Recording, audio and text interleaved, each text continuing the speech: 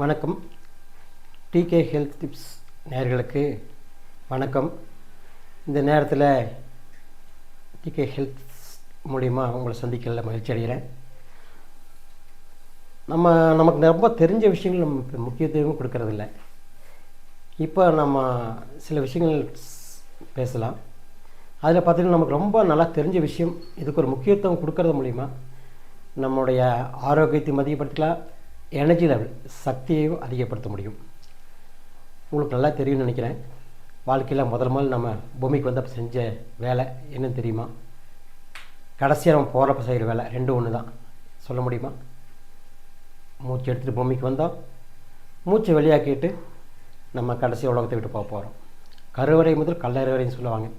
அந்தளவுக்கு நம்ம கூடவே இருக்கிற இந்த மூச்சுக்கு நம்ம முக்கியத்துவம் கொடுக்குறோமான்னு பார்த்தீங்கன்னா பெருசாக கொடுக்கறதில்ல. எப்பாச்சும் கஷ்டம் வந்தால் ஓடி விளையாண்டா, படியேறி இறங்கினா, மூச்சுக்கு ஒரு தடுமாற்றம் இருக்கிறப்ப தான் மூச்சு மேலே அக்கறை வருது. இல்லை உணர்வுகள் கோபமாக இருக்கையில் பார்த்தீங்கன்னா மூச்சு தாறுமாறாக போகும். சோகமாக இருக்கையில் மூச்சு சன்னமாக போகும்.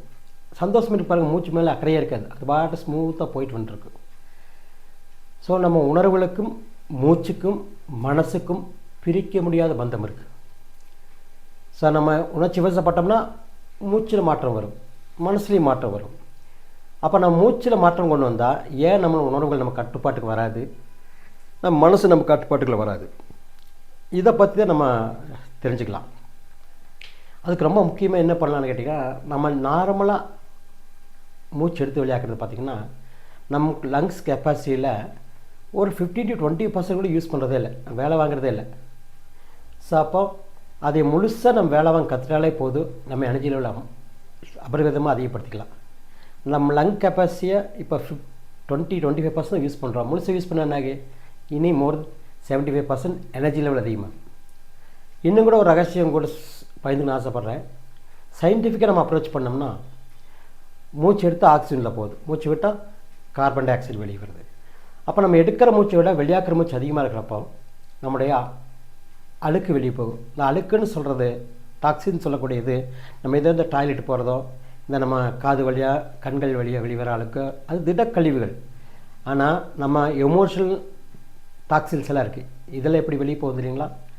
மூச்சு வழியாக வெளியே போகும். பாருங்களேன், நீங்கள் மனசு கஷ்டமாக பெருமூச்சு விடுவீங்க, ஒரு ஆறுதல் இருக்கும்.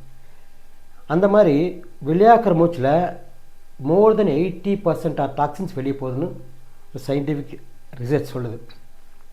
இதையே நம்ம தெரிஞ்சுட்டு இப்போ நம்ம மூச்சு மேலே கொஞ்சம் அக்கறை வருது. இப்போ இந்த மூச்சுக்கு ஒரு அக்கறை கொடுத்து நம்ம மூச்சு எடுக்க ஆரம்பிக்கிறப்போ நம்ம லங் கெப்பாசிட்டி இம்ப்ரூவ் பண்ணிக்கலாம், நம்ம டாக்ஸின்ஸையும் வெளியே கொண்டு போகலாம். ரெடியாக இருக்கீங்களா? கொஞ்சம் 1-2 கற்றுக்கலாமா? நம்ம பொதுவாக பார்த்திங்கன்னா நம்ம மூச்சு எடுக்கிறப்போ நம்ம அப்பர் லோப் மட்டும்தான் யூஸ் பண்ணுவோம்.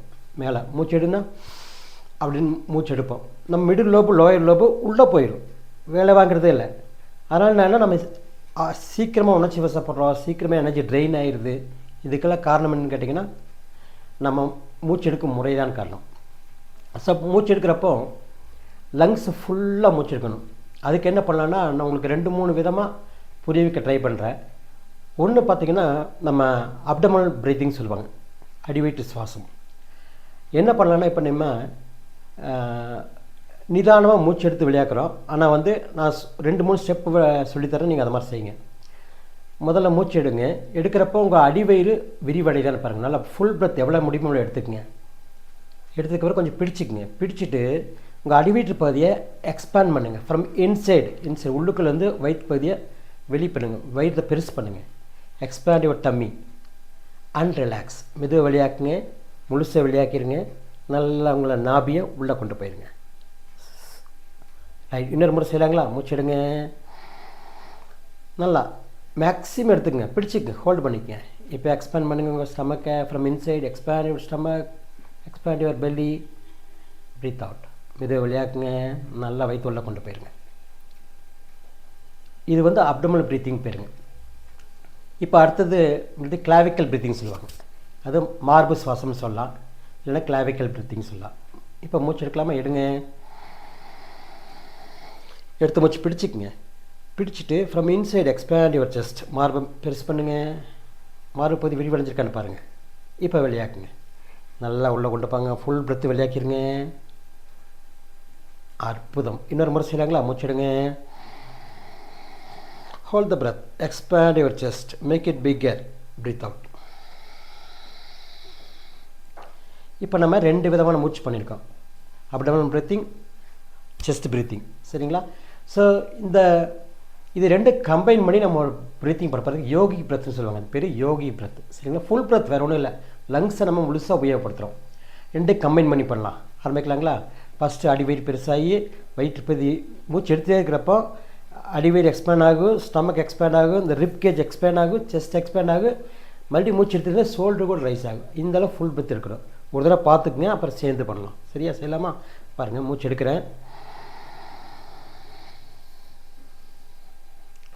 பிடிச்சிக்கிறோம். இப்போ வயிறு மார்பு எல்லாத்தையும் பெருசு பண்ணணும். நல்லா உள்ளுக்குள்ளேருந்து எக்ஸ்பேண்ட் பண்ணுங்கள். இப்போ லங்ஸ் ஃபுல்லாக இருக்குங்க. லங்ஸ் ஃபுல்லாக ஆக்சிஜன் இருக்குது. மூச்சை வெளியாக்குங்க, முழுசாக வெளியாக்கிடுங்க. அற்புதம். ஸோ இந்த மாதிரி செய்யலாமா? எல்லாம் தயாராக இருக்கீங்களா? மெதுவாக மென்மையாக நிதானமாக மூச்செடுங்க. Keep breathing. எடுத்துகிட்டே இருங்க. அடி வயிறு பெருசாகுது, வயிறு பெருசாகுது, ரிப்கேஜ் விரிவடையுது, மார்பு பெருசாகுது. Keep breathing. எடுத்துகிட்டே இருங்க. முடியலங்கிற பிடிச்சிங்க. Hold the breath. இப்போ expand your stomach, expand your chest. அற்புதம். ஃபுல்லாக இருக்குது. வெளியாக்குங்க. முதல்ல செஸ்ட் டிப்ளீட் ஆகி அப்புறம் வயிறு டிப்ளீட் ஆகணும். முழுசாக வெளியாக்குங்க. நேவல் ஸ்டெப் உள்ள கொண்டு போயிருங்க. Hold the breath. One more time செய்யலாமா? மூச்செடுங்க. எவ்வளோ நேரம் எடுக்க முடியுது பாருங்கள். பிடிச்சிக்கங்க. நம்ம லங்ஸ் கெப்பாசிட்டி எவ்வளோ பெருசாக இருக்குது பாருங்கள். வயிற்றை வெளியே தள்ளுங்க, மார்பை வெளியே தள்ளுங்க. Feel the fullness. லங்ஸ் ஃபுல்லாகிறத ஃபீல் பண்ணுங்கள். இப்போ வெளியாக்குங்க. முழுசாக வெளியாக்குங்க.